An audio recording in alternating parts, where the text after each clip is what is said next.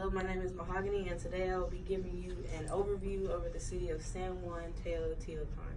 Before I begin my speech, I'd like to apologize for my pronunciation.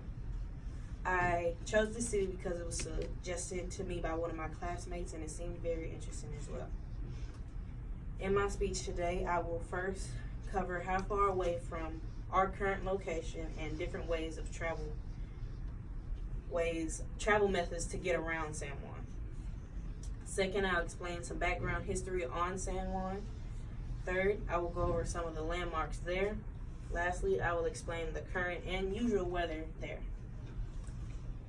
From our current location by car, it would take roughly 19 hours and 46 minutes to arrive, and by plane it should take 5 hours and 27 minutes, but with a stop.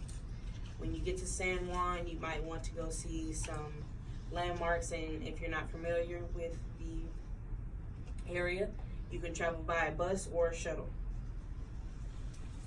Some background history over the city. According to history.com, San Juan is an ancient Mesoamerican city, and it is located 30 miles northeast of the modern-day Mexico City. Teotihuacan means the place where gods were created. Next, I will be giving you some of the landmarks that are there.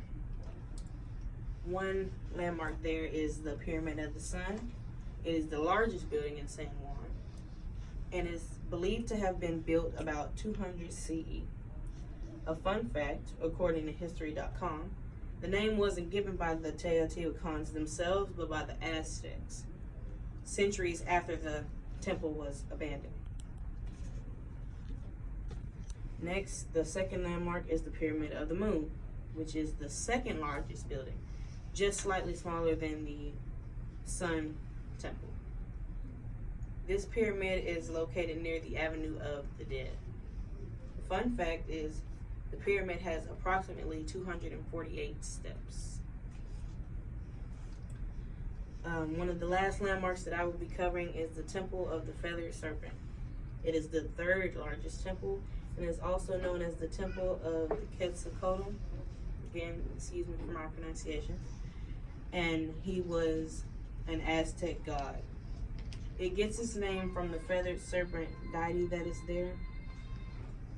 It's located at the southern end of the Avenue of the Dead. The normal weather there. This week it's been mostly cloudy, and it's been kind of gloomy, and it's been raining there. But according to climatedata.org, the climate is usually warm and temperate. So if you ever decide to travel there, hopefully it'll be warm. Also, according to climate.com, compared to the winters there, the summers have more rainfall.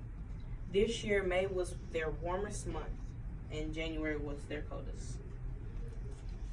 In conclusion, San Juan, Teotihuacan is a very interesting city that is full of great history.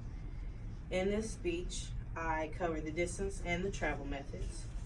Second, I'll explain some of the history of the city. Third, I went over some of the landmarks that are there.